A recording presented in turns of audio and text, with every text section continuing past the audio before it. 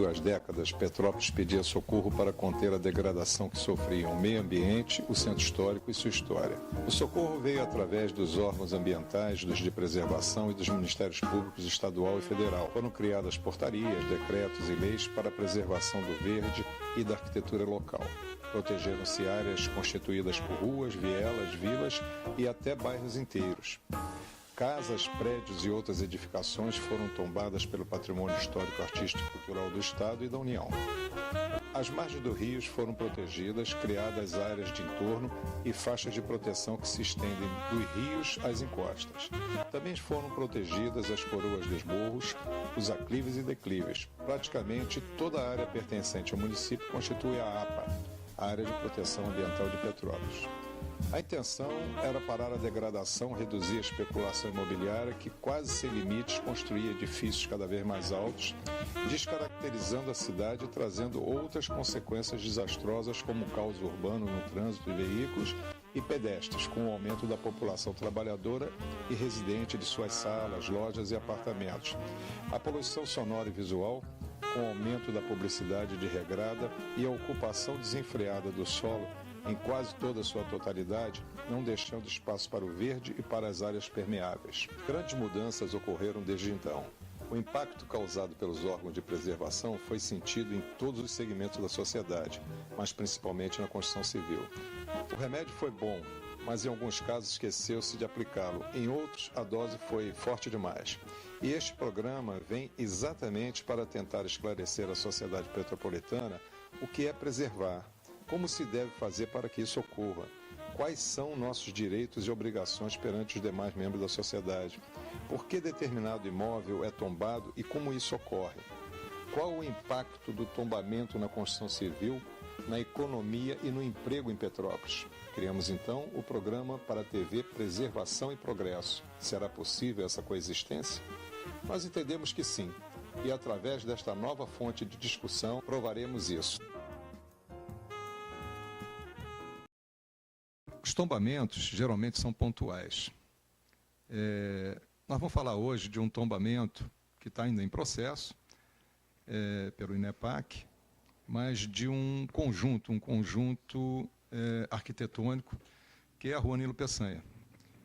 Para isso, nós convidamos o professor Joaquim Eloy, que vem nos contar um pouquinho sobre a história dessa rua, que é uma rua do século XX, e que, diferente de quase toda a cidade de Petrópolis, que a cidade é do século XIX, quase todo o casario remonta ao século XVIII, XIX, nós temos uma rua que tem um valor histórico, mas ela é do século XX. Então, vamos ouvir um pouquinho sobre essa rua aqui com o professor Joaquim Eloy.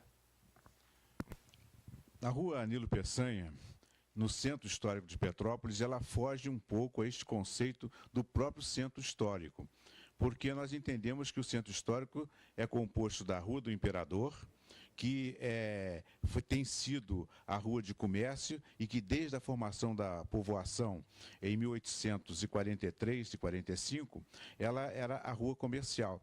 E esta Rua Nilo Peçanha, naquela época não existia, nem estava no traçado de Keller, porque a rua pertencia, os terrenos que compõem a rua hoje, o casario que compõe a rua hoje, pertencia ao acervo do Museu Imperial, o Museu Imperial de hoje, que naquela época era o Palácio Imperial de Sua Majestade Dom Pedro II.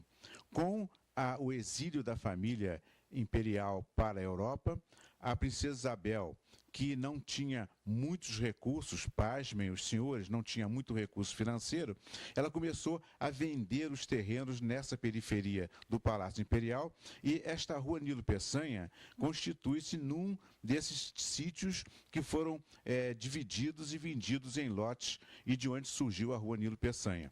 Ela basicamente apareceu após a construção do Teatro Dom Pedro, na década de 20, no final da década de 20, em 1928, quando João d'Angelo, que veio da Itália, construindo o Teatro Dom Pedro, ele abriu uma nova opção de escoamento de via pública aqui com a criação da Rua Nilo Peçanha. Nessa época, o Nilo Peçanha havia falecido, havia sido presidente da República, presidente do Estado, tinha uma casa em Itaipava, morava em Petrópolis, então se homenageou Nilo Peçanha com esta rua. Esses lotes vendidos a famílias de posse, cada qual construiu uma casa, uma residência, toda ela calcada naquele estilo dos anos 20, que existe muito no Rio de Janeiro, que existe muito em Niterói, casas assim confortáveis, mas que não remonta a nenhum estilo arquitetônico natural e conhecido em Petrópolis. Então, a história desta rua é uma história do século XX e quando houve o tombamento por entorno de todo o centro histórico, a Rua Nilo Peçanha entrou nesse tombamento por entorno.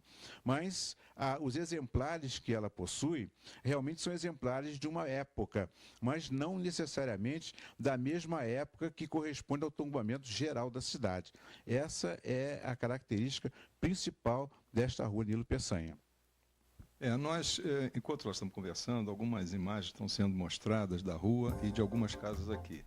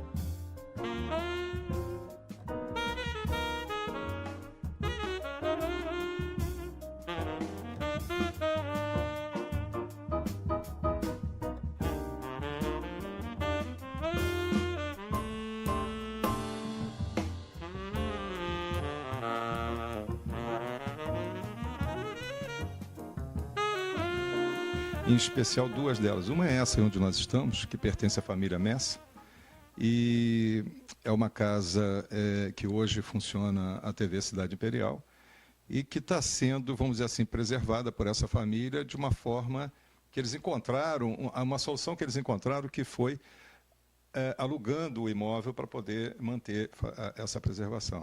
Nem todos os imóveis pertencem a famílias abastadas e que podem realmente fazer esse tipo de manutenção.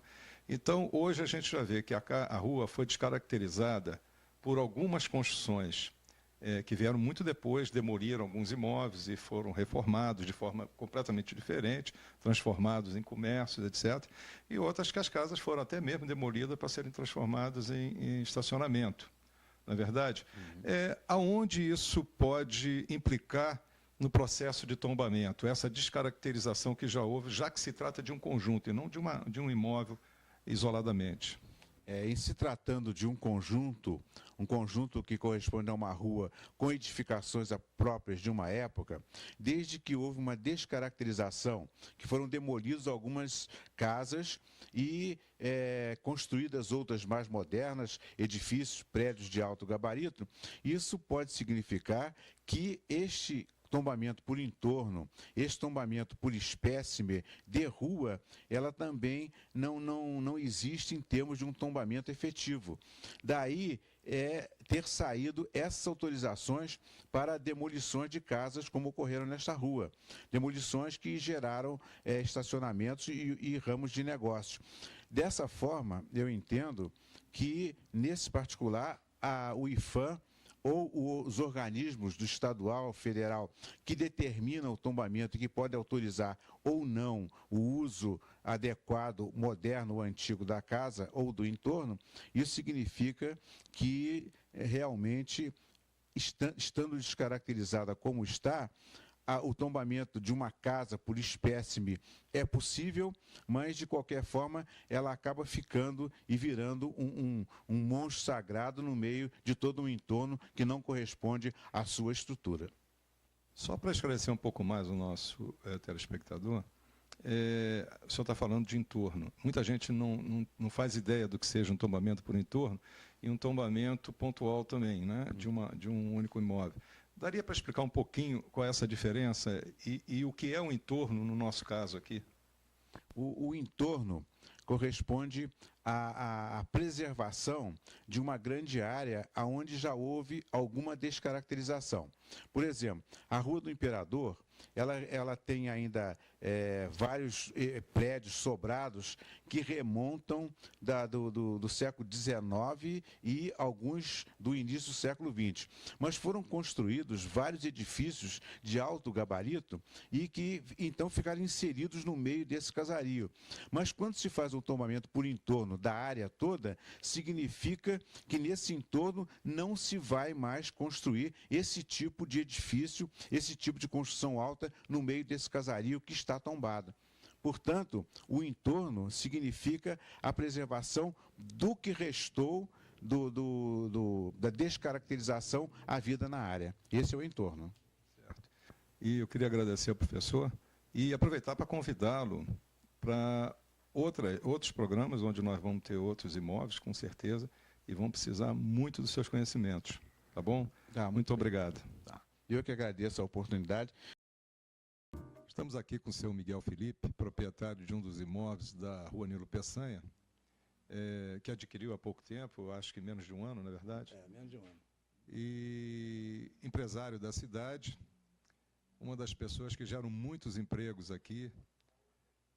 E nós vamos bater um papo sobre o que é ser proprietário de um bem tombado, ou pelo menos no processo de tombamento.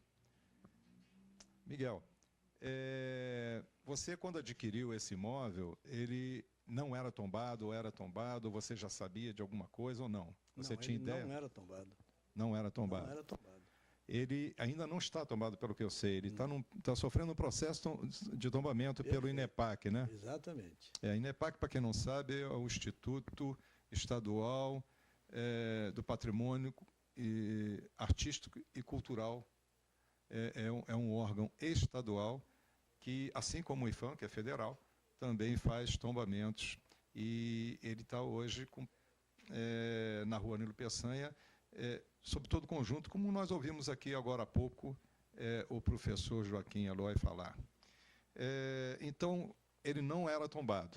Não era tombado. Aí você adquiriu o imóvel com que intenção? A intenção era exatamente fazer uma adequação à realidade moderna. A legislação aqui permite que você construa até 4 pavimentos, seria mais ou menos exatamente. isso. Inclusive, com as certidões que eu tirei na prefeitura, o gabarito, os quatro andares, são 9 andares, Certo. São 4 metros mais ou menos. Mais ou menos isso. São 4 pavimentos, deve dar 12 metros, mais ou menos. Aproximadamente. Gabarito. Quer dizer, aí quando eu entrei... E taxa de ocupação de 100%. 100%. Quando eu entrei pelas vias normais, tem o protocolo, tudo certo direitinho, qual não foi a surpresa do retorno? Isso aconteceu depois? Depois. Uma vez eu comprando o prédio, entrei pelos meios legais para fazer a licença. Sim, tirar a licença para construção. E fazer a adequação. Sim. Que eu achava necessário no prédio. Quer dizer, foi um investimento e, de repente, isso tudo caiu por terra. Caiu por terra. Certo. Não posso fazer nada.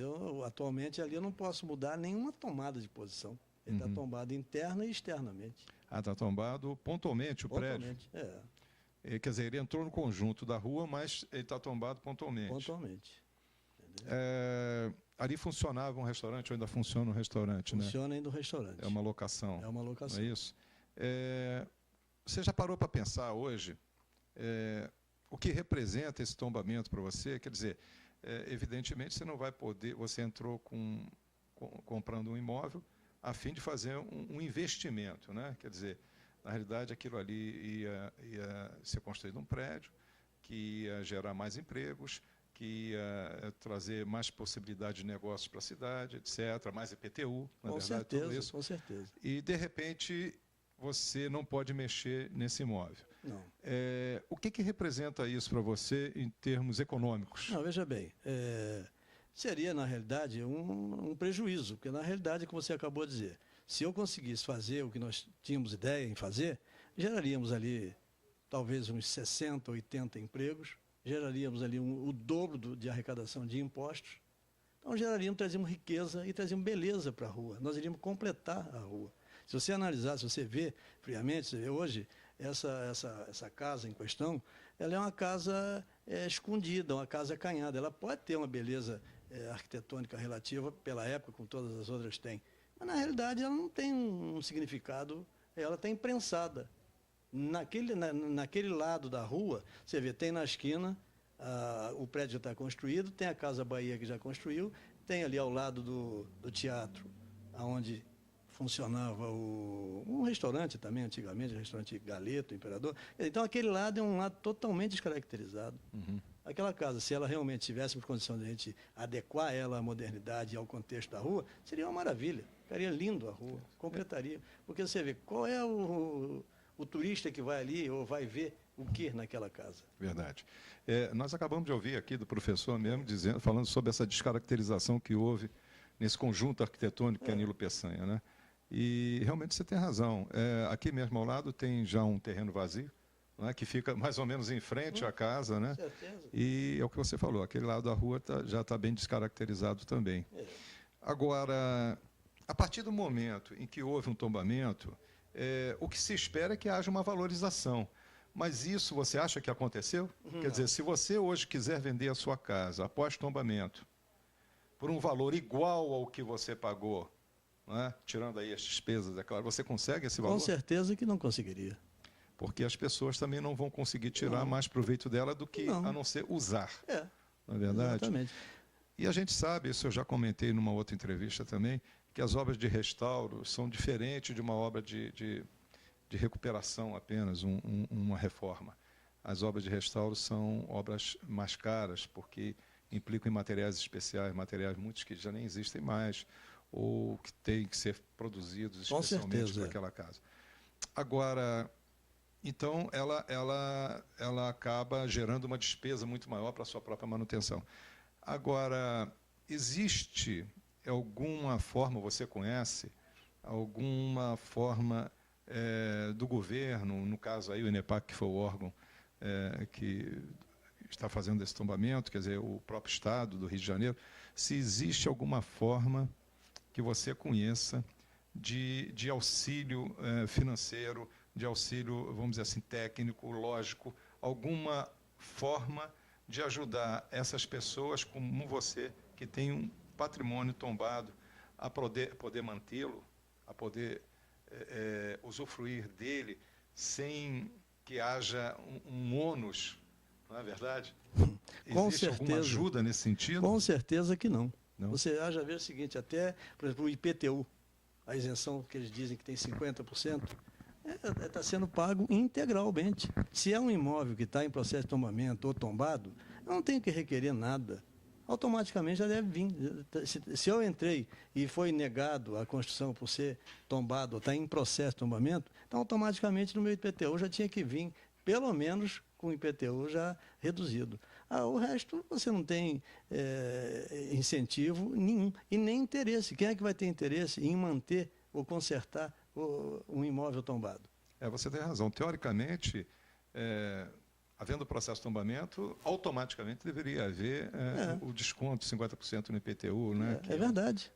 E isso não ocorre. Mas isso não ocorre. Não. Mas esse valor também não daria nem para uma pintura anual. Não daria para nada, na verdade. Mas já ajudaria, já era alguma coisa. Pelo menos era um incentivo. Né? Pelo menos era um incentivo. Agora, eu falo também daquele outro lado, do lado logístico, do lado técnico. Quer dizer, eu tenho observado que muitos daqueles com quem eu já conversei, já entrevistei, questionam muito esse lado. Não é só um apoio financeiro, é também um apoio técnico e logístico. Mas eu vejo também que a maioria das pessoas reclamam, mas isoladamente. Então, fazem as suas reivindicações, fazem as suas críticas, etc., mas são coisas isoladas, quer dizer, não existe uma organização, uma associação, um órgão de classe que possa congregar todos os proprietários de bens tombados.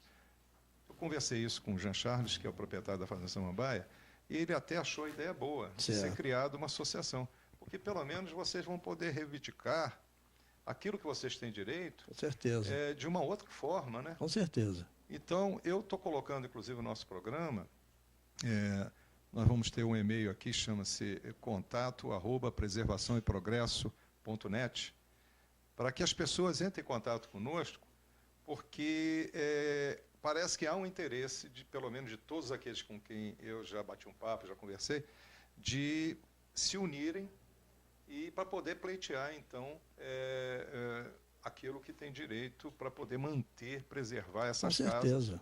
Né? Ou tomar uma outra atitude qualquer.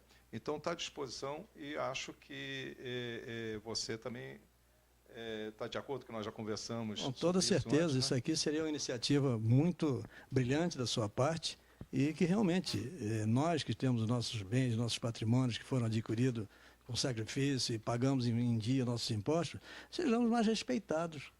Certo. Então, é uma eu acho coisa que Anilo Peçanha, que já está nesse processo de tombamento, talvez, se os proprietários todos destas casas aqui já poderiam dar início a essa associação, já é um bom número. Com certeza, com certeza. Estamos aí para iniciar. Então, fica aqui o convite e nós estamos à disposição, inclusive para divulgação e até uma outra coisa que nós queremos colocar também, aproveitando ainda que nós temos um tempinho, é o seguinte: queremos aproveitar para convidar os representantes do INEPAC, do IFAM e de qualquer órgão de preservação,